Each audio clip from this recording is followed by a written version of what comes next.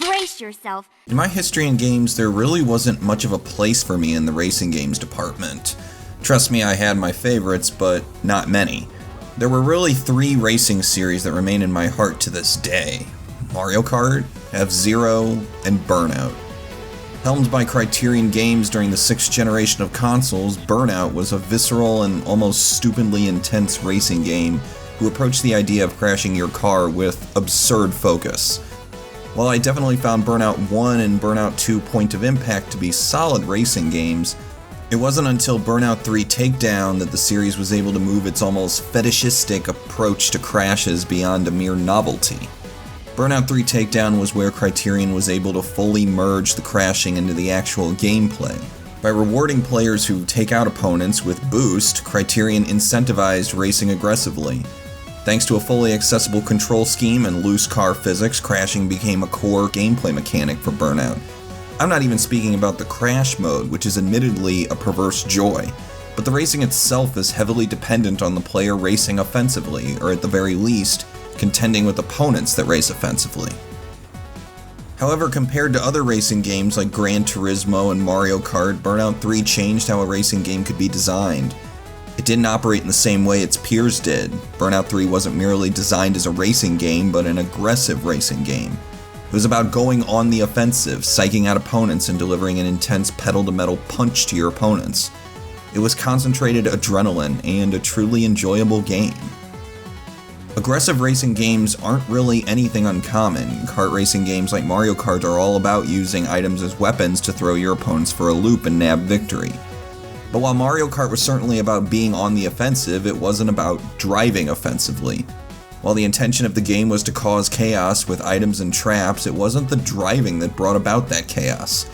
The items felt fully separate from the tracks themselves, independent of each other's influence, or at the very least, tied very loosely.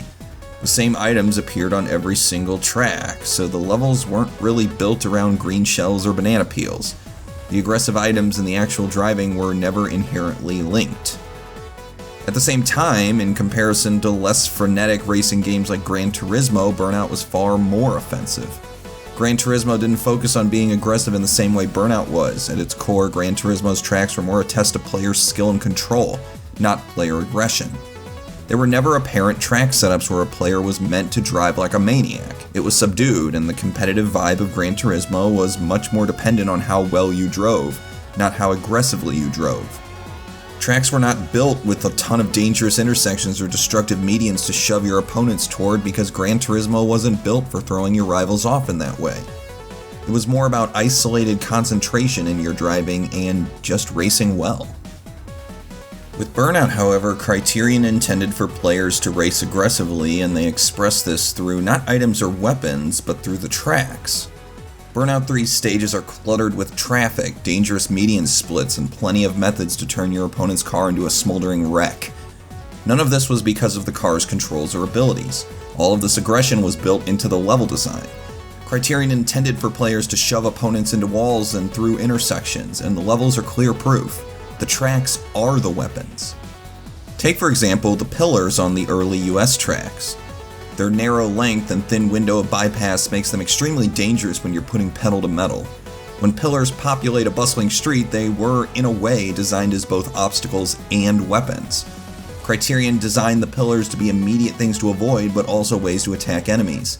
Slamming an opponent into a pillar from the side is a form of offense, a way to use the level as a weapon. Mario Kart might have had items to use, but they operated independently of the stages themselves. It was rarely the track itself that was the weapon the player could use, but the items that randomly populated it. At the same time, however, Burnout 3 didn't complicate gameplay with items or extraneous factors. Every car in Burnout 3 had the same main abilities. All cars could drift and boost, with no vehicles having any real difference in capabilities from each other beyond mere weight and speed statistics. Every car was on generally even turf with each other when it came to moves. There are no items in Burnout 3, no car has a hidden offensive blast or shot to change how they work. The player is the sole avatar for which advantages in driving skill exist.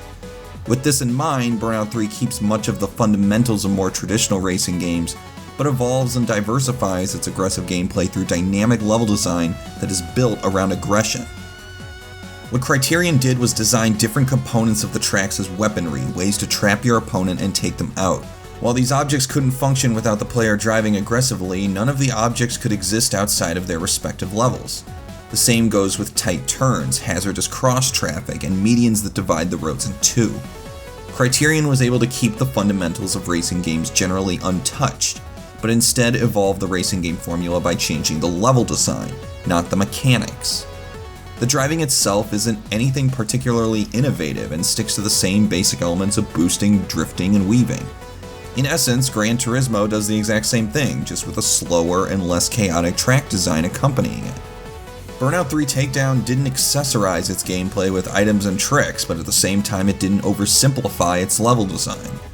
While Gran Turismo tested players' driving skill over sheer ferocity and Mario Kart used items to produce a frenetic chaos, Burnout 3 did neither, instead finding chaos through level design and accessibility through simplicity.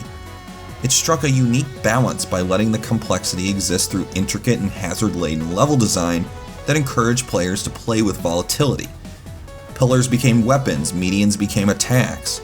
Criterion successfully merged its brutal and visceral aggression with the tracks themselves, allowing Burnout 3 to stay extremely accessible, but still provide a powerful sense of ferocious depth for racing game fans.